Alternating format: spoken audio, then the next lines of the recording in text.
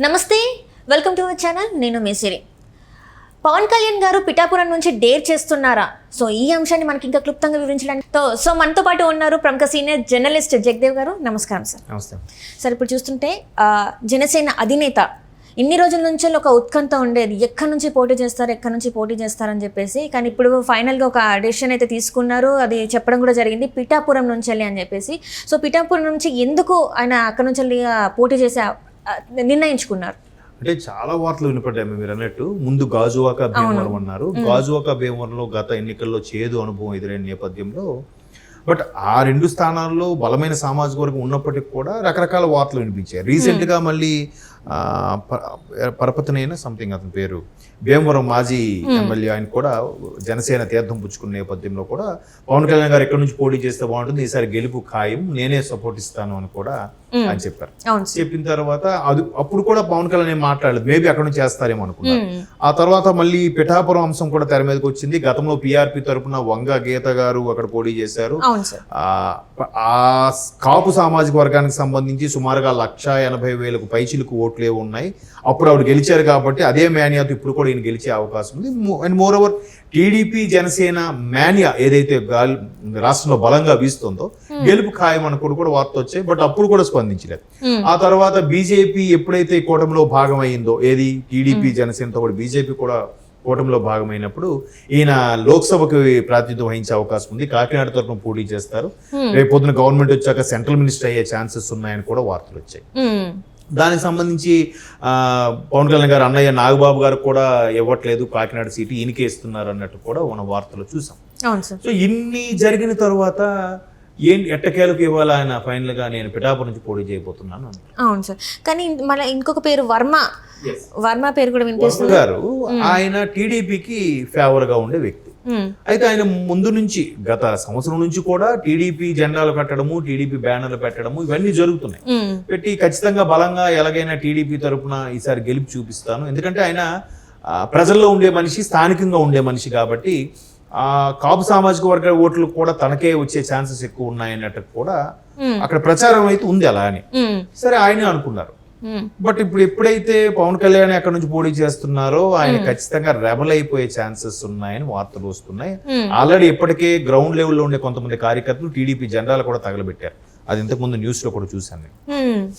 అంటే ఈ పొత్తుల విషయంలో, సీట్ల కేటాయింపు విషయంలో రెబల్స్ మనస్తాపం గురయ్యి కొద్దిగా డిసప్పాయింట్ అయ్యి అట్లా జెండా చింపేయడము, కాల్చడము అనేది సర్వసాధారణం జరుగుతుంటుంది ఎన్నికల ముందు.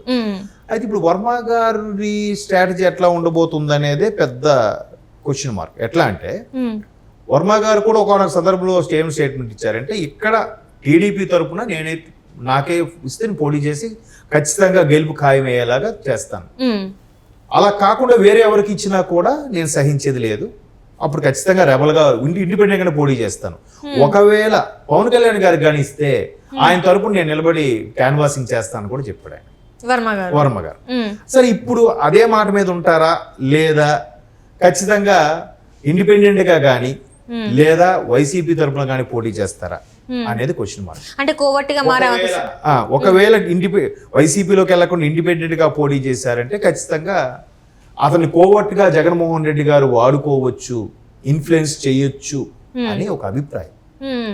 ఖచ్చితంగా వైసీపీలోకి వెళ్ళడు ఆయన, ఎందుకంటే టీడీపీ ఫేవర్ గా ఉన్నవాడు ఖచ్చితంగా వైసీపీ గతంలో వైసీపీ విధానాలు వ్యతిరేకించుంటాడు, వైసీపీ జెండాలు కూడా కింద పడేసి ఉంటారు పట్టుకోకుండా. సో ఖచ్చితంగా వైసీపీలోకి వెళ్ళరు, వెళ్లకుండా ఇండిపెండెంట్ గా పోటీ చేస్తారు. ఇండిపెండెంట్ గా పోటీ చేస్తే ఖచ్చితంగా ఎట్లా ఉంటుందంటే, నీకు ఛాన్స్ ఇవ్వలేదు కాబట్టి నువ్వు మా వైపు వస్తే నీకు ఖచ్చితంగా ఉంటుంది అని చెప్పి బ్యాక్ అండ్ సపోర్ట్ ఇస్తారు, గెలిపిస్తారు. గెలిచిన తర్వాత ఇప్పుడు మా గవర్నమెంట్ వచ్చింది కదా ఇంకెందుకు అంటూ ఉంటే మా దగ్గరకు వచ్చేసి మా తీర్థం పుచ్చేసుకుని ఎలాగో ఇండిపెండెంట్ కదా అని చెప్పొచ్చు. ఇంతే రాజకీయ ఎత్తుగడ అది. కానీ వర్మ గారు మ్యాక్సిమం టీడీపీకి ఫేవర్గా ఉండే వ్యక్తి కాబట్టి ఆయన ఇప్పుడు జనసేనాన్ని కాకుండా పవన్ కళ్యాణ్ గారు కాకుండా జనసేనలో ఇంకెవరికైనా ఆ సీటు కేటాయిస్తే అప్పుడు ఈయన కొద్ది ఫైట్ చేసి, లేదు నాకే ఇవ్వండి, నాకు మంచి బలం ఉంది, ఇది ఇంకెవరికైనా కేటాయించండి అని చెప్పొచ్చు.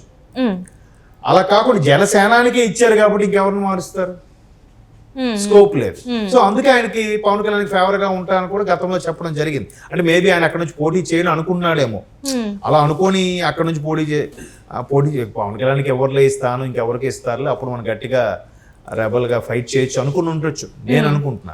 అంటే గతంలో చూసినట్టయితే భీమవరం అంటే నేను మళ్ళీ పోటీ చేస్తే భీమవరం నుంచి వెళ్ళి పోటీ చేస్తా అని అనేక సందర్భాలలో చెప్పిన పవన్ కళ్యాణ్ చెప్పారు, మనం చూసాం కూడా. ఎక్కడైతే ఓడిపోయానో నేను అక్కడనే మళ్ళీ నేను స్టార్ట్ చేస్తా అని చెప్పారు. కానీ ఇప్పుడు అనూహ్యంగా మళ్ళీ పిఠాపురం ఈ పేరు రావడం అనేది ఎలా అనుకోవాలి సార్ అసలు? అంటే ఇప్పుడు ఆయన 2019లో 2 స్థానాల్లో కూడా ఓడిపోయాడు. అవును సార్. అది ఘోర పరాభవం కదా. మిగతా రాష్ట్రం మొత్తము కూడా కొన్ని స్థానాల్లో పోటీ చేసినా కొన్ని స్థానాల్లో కొంతమందితో మద్దతుగా ఉన్నా కూడా ఎక్కడా గెలవలేదు. ఒకే ఒక్క స్థానం గెలిచారు, రాజోలా ఏదది కదా. ఒకే ఒక్క స్థానం గెలిచినా అది కూడా ఎక్కువ రోజులు నిలవలేదు, వెంటనే ఆయన వైసీపీలోకి వెళ్ళిపోయాడు. అదంతా ఘోర పరాభవం కదా. ఆ పరాభవం అయినప్పుడు ఏమంటారు, ఎక్కడైతే పోగొట్టుకున్నామో అక్కడే మళ్ళీ సంపాదించుకోవాలి అని అంటారు. సో ఆ పరంగా రాజకీయ పరంగా స్టేట్మెంట్స్ ఇచ్చారే తప్ప మళ్ళీ ఇప్పుడు అక్కడే పోటీ చేసి పొరపాటున ఏమైనా తేడా వస్తే ఇప్పుడు కీలకం ఈ ఎన్నికలు. ఇప్పుడు కానీ నేను చంద్రబాబు నాయుడు గారు కూడా అదే చెప్పారు, ఈ ఎన్నికలు ఎంత కీలకం అంటే ఈ ఎన్నికలు టీడీపీ జనసేన కూటమి గెలిస్తే ప్రజలు గెలిచినట్టే.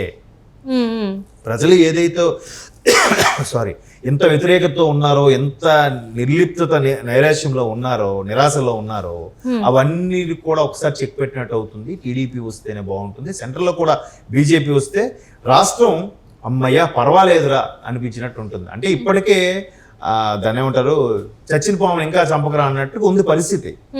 ఇంకా చంపకుండా అలాగొచ్చి మళ్ళీ టీడీపీ అక్కడ సెంట్రల్లో బీజేపీ వస్తే మళ్ళీ మెల్లగా ఊపిరి ఊదొచ్చు, దాన్ని పైకి తీసుకురావచ్చు అనేది ఒక ఆలోచన కాన్సెప్ట్. కాబట్టి ఖచ్చితంగా టీడీపీ జనసేన కూటమిలో భాగంగా మరలా అక్కడ పోటీ చేసి ఏమాత్రం తేడా వచ్చినా ఇబ్బంది కలిగే పరిస్థితి. కాబట్టి ఈసారి ఖచ్చితంగా అధ్యక్షుడు గెలవాలి. గతసారి అధ్యక్షుడు ఓడిపోయాడు, ఈసారి గెలవాల్సిన పరిస్థితి, గెలిచే పరిస్థితి కూడా ఉంది. సో ఎలాగో గెలుస్తాడు, మరికొద్ది జాగ్రత్తలు తీసుకుంటే తప్పే ఉంది. అందుకు పిఠాపురం ఫైనలైజ్ చేస్తుంటారు అనుకుండొచ్చు. లేదా తెర వెనుక మొన్న మాట్లాడుకున్నారు ఎవరు, బైజయంత్ పండా గారు, చంద్రబాబు గారు, పవన్ కళ్యాణ్ గారు, అలాగే సెంట్రల్ మినిస్టర్ ఒక ఆయన వచ్చారు. వీళ్ళు నలుగురు చర్చించుకున్నప్పుడు లేదు ఈయనకి 24, 21 కుదించారుగా జనసేన. మన అలాంటప్పుడు ఆ కుదించిన దాంట్లో ఇతనుకున్న భీమవరము, గాజువాక పోయాయేమో. ఒకవేళ అలా పోయింటే ఆ సీట్లు అప్పుడు ఖచ్చితంగా పిఠాపురం ఆప్షన్ ఉంది కాబట్టి అందుకే ఇది ఎంచుకున్నాడేమో. ఇంకా మిగతా కొన్ని డిక్లేర్ చేయలేదు కదా. టీడీపీ 94, 24 ప్రకటించినప్పుడు అక్కడ 57 స్థానాలు ఉండిపోయాయి. ఇప్పుడు 57లో మళ్ళీ క్లారిటీ రావాలి. క్లారిటీ వస్తే మేబీ ఆ డిస్కషన్ లో వచ్చిందేమో. అప్పుడు లేదు కళ్యాణ్ గారు మీరు పిఠాపురం అయితే బెటర్ అని చెప్పి సజెస్ట్ చేశారేమో బాబు గారు కానీ, లేదంటే బీజేపీ వాళ్ళు కానీ.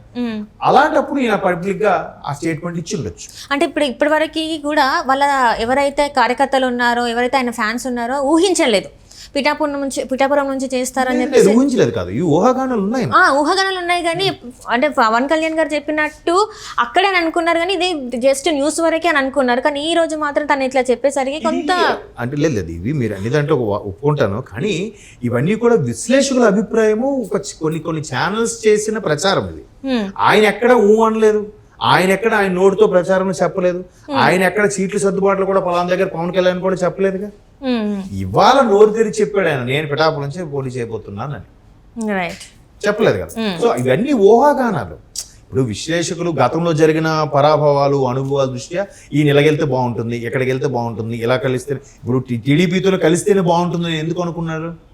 గత 2019లో అదే తప్పిదం జరిగింది. ఆయన అప్పుడే 19లో కూడా టీడీపీతో కలిసి పనిచేసి ఉంటే ఈ రోజు గవర్నమెంట్ టీడీపీ ఉండేది, వైసీపీకి అసలు ఛాన్సే వచ్చేది కాదేమో కదా.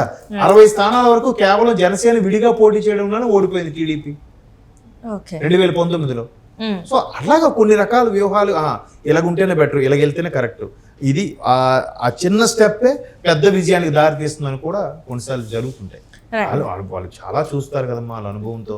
ఇప్పుడు ఆ సెంట్రల్ నుంచి వాళ్ళు బాబు గారు ఎంతో అనుభవం, పవన్ కళ్యాణ్ గారు అంటే 10 ఏళ్ళ నుంచి పార్టీ పెట్టి ఉన్నారు, కానీ పైగా ఇదే ఒక పదవి కూడా అధిరోహించలేదు. ఇకపై అధిరోహించాలి, ఖచ్చితంగా గవర్నమెంట్ లో ఉండాలంటే ముందు ఆయన గెలుచుకోవాలి కదా. Right sir.